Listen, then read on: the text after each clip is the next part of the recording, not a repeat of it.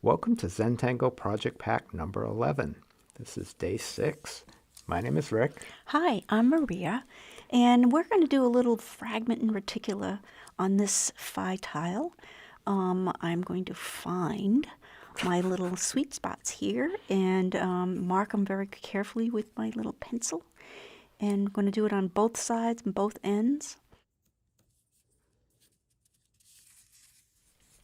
This is a nice little exercise to do for a while, and I think what will happen is you're going to get used to where these places are, and you won't have to do it because it doesn't have to be exactly there.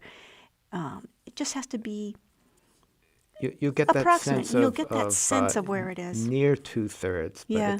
it's a little different, and I love the using tools. Sometimes just to get started, but then you get a sense of place after you've used them a bunch of times. You can almost guess, how much is a teaspoon or how much is a cup or how long is a foot. Right. So I'm holding this tile straight in front of me and then just pulling the pencil towards me, and I can get a pretty straight line like that.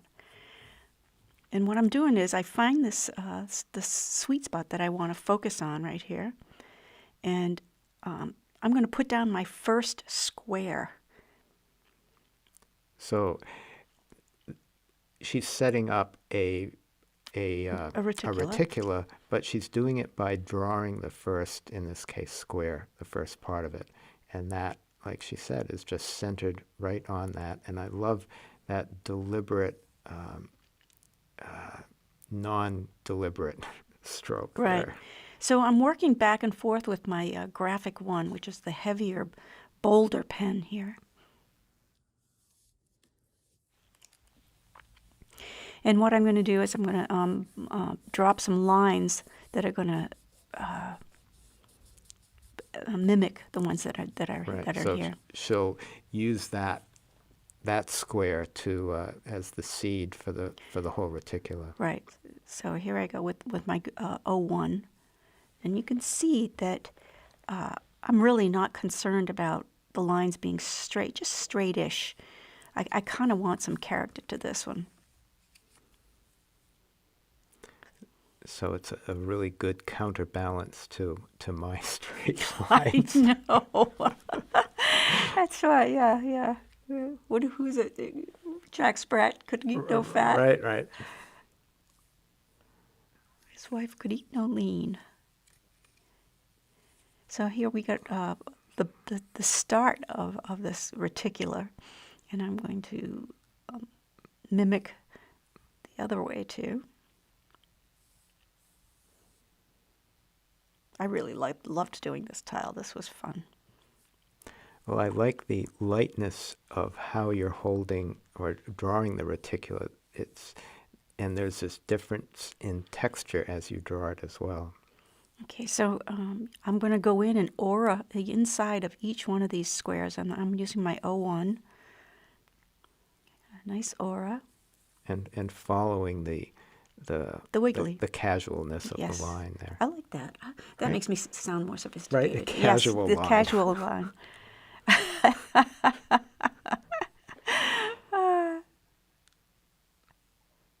So already you're starting to see these. That's just a wonderful pattern. I can imagine that on some fabric right? Mm-hmm. But wait, there's more.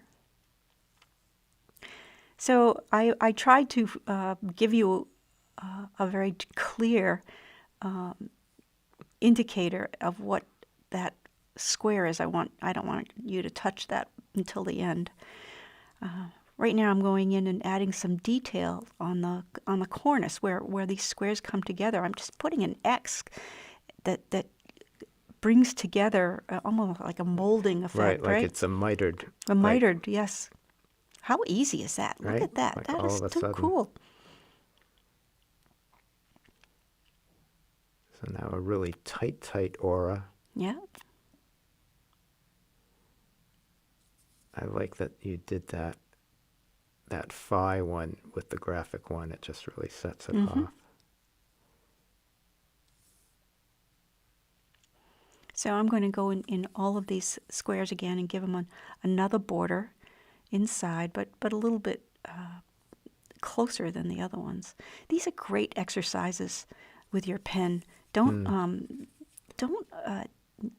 not do these things. These are all we're always working towards the idea that our hand will do it a little differently next time. And the more we do it, the more it'll listen to what you're telling it to do. And as casual as those initial lines were, the auras hug it really deliberately. So again, I put some color in there so that you wouldn't touch that square and by mistake. So we're going to do 2 different fragments, and we're going to do them every other one. So every other one I'm putting in a little circle. So pay attention to what you're doing. Every other square. Right, so she's sort of like even putting her finger right there on it, right? And the circles could be anywhere in there. You can find the ones that you've missed here. I missed a couple.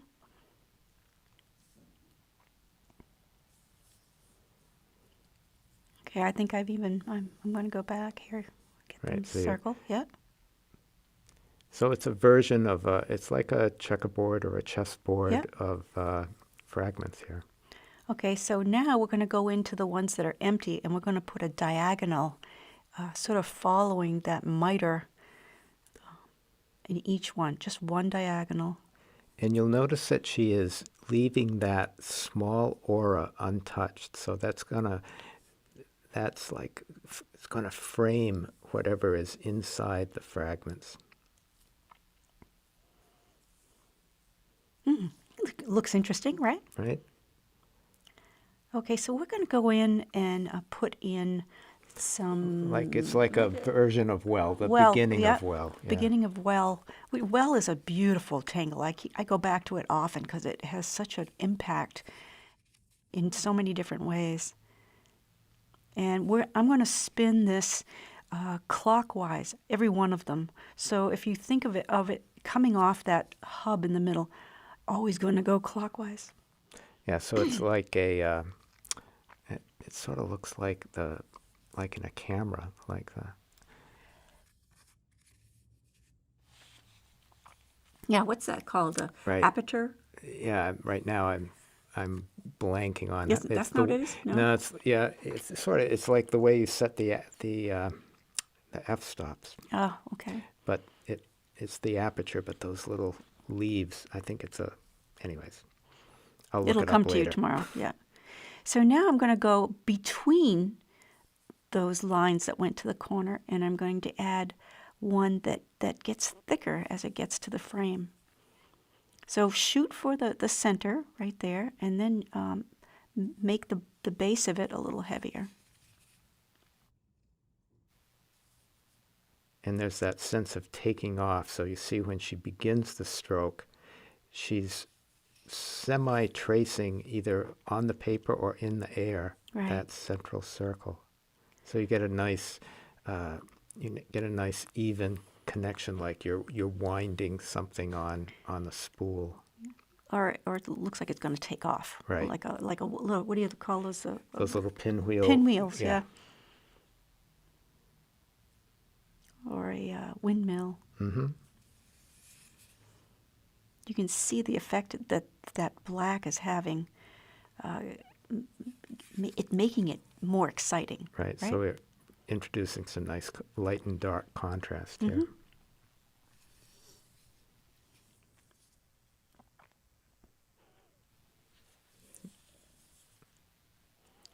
I love working with fragments and reticula because even though you know it's going to be cool, it always ends up to be really cool. And then once you have one done, and it's all the same thing, but they're all different on that one, and yours will be different from this as well. Okay, so now holding it, the way we've been holding it, in what direction we've been holding it, I'm going to put a square in the upper left-hand corner, like a flag, like the American flag, or. Yeah, many countries do have that, and you'll notice she's sort of coming from the middle of each side there. And I'm going to take my graphic one, that fat pen, and fill almost all of it. And so you can do that fairly quickly, but remember that it's wet. This pen stays wet for a little while, so you want to work so that your hand isn't on it. So if you're right-handed, you want to go to the right. And then we're going to go in and touch it up with the 01. So this is just another technique, and the two pens work well together because they have the exact same ink. So now I'm going to go in and sculpt it and make it look like what I had planned here. So you can see, Sculpting the lines, yeah. Sculpting the edge, and right. Mm-hmm.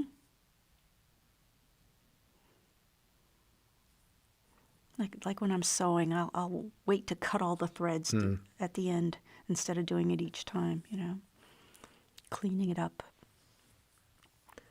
So it's starting to look pretty good, right? And I love how, every time she's like quote unquote done, there's always like go back and going to touch that up, and that I want to pay attention to that. And sometimes I think it's more like like somebody pets a cat or something. It's like just being in touch with it. That's pretty cool. Yeah. Those curved lines are going to serve us well because they're going to give us some, almost like this was made out of cement, but all done by hand, no tools, using just a trowel or something. So you can see the slabs of cement are kind of wiggly and have some good character. So Maria's adding graphite on the same part of this fragment. So in this case, it's in the lower left of each one. Or the bottom one. The bottom section. We had seen a vase in an antique store, and it was made of like ebony and ivory and mahogany or something like that. It was beautiful, yeah. And of the three colors, and it has that idea of it's like a little box or something that's receding and into shadow there.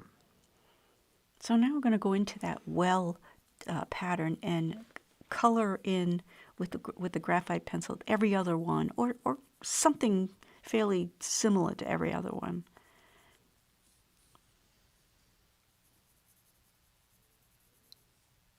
So I like that these fragments are real complementary of each other. One's very square and the other one's very curved and circular. A nice balance. Yeah. It's coming together nicely. And there's such a difference. So even if you're not tapering the light from light to dark, just it smooths it and makes it push into the fibers with the tortillon. So now I'm going to add some graphite to the frame, and I'm going to add it to the right-hand side of each frame.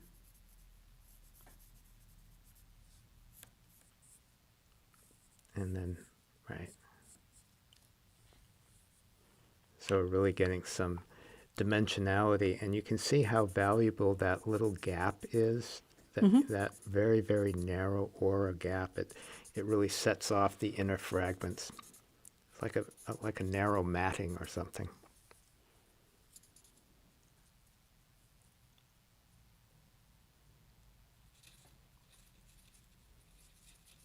So I'm going in, and I decided I was going to go around the circular thing there so that it might set back a little more.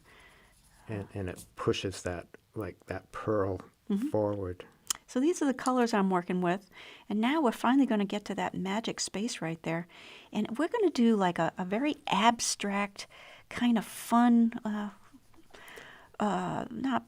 Matisse, almost pointillism kind of thing, throwing in the colors here and there, willy-nilly. Doesn't matter where. We're just going to take the three colors. This one's green. And put a little bit here, a little bit there, speckle it in like the background of of a Of a something. yeah, of a painting. Yeah. Right, so there's this like lovely texture. It's very natural, like maybe 3 different mosses growing together and this is just like they found a comfortable way to be together. Yeah. So I had a yellow, an orange, a ochre, an orange, and a green. And also with different pressures too. But wait, I love how this, like, when they move together now. So I'm going to start from the outside, just bring it towards the middle and blend them all together. So that like it's a blurry, beautiful, contemporary painting. Right, like you're looking through like some gauze or some, yeah, it's very nice.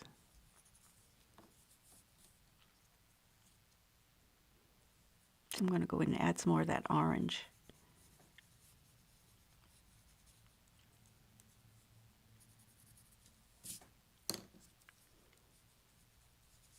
Really nice.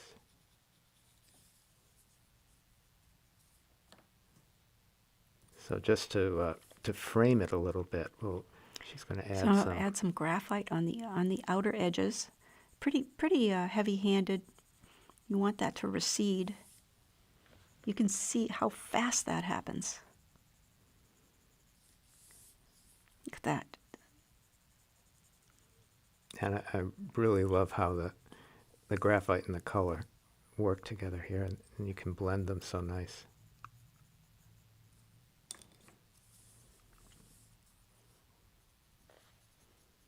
So you're sort of filling in the corners and the edges, and then leaving the middle. Don't put any graphite on the middle at all.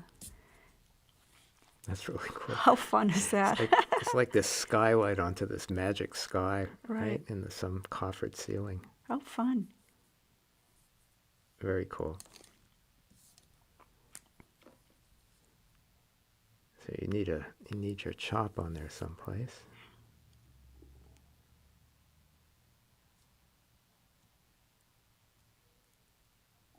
Yeah, so have you know. No, I'm not done yet. Oh, I know, but I'm just saying, there's no rush on this, and take your time and have a really good time in pausing, because you'll notice, like, Maria takes time between each one of these, and sometimes I'll cut it out, but she's just pondering it and looking at it, and then gets an inspiration of what to do next. So understand that these videos are edited just so it doesn't take up so much time. And play with the mixing 2 fragments together, and that it's kind of a fun way of doing things. You might even do lines of them, instead of every other tile. Look, I wanted you to see this other color.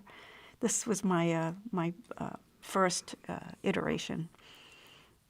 But you can see the different colors, how they mix together. Right. I hadn't added any graphite yet, so this is kind of cool. It was like putting icing on the cake. It's like my favorite part.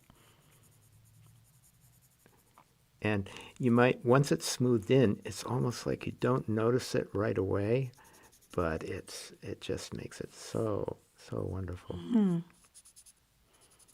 So again, thank you for spending some time with us, and we hope this is good inspiration, and we'll see you tomorrow. Okay, see you later. Bye. Bye now. Thanks.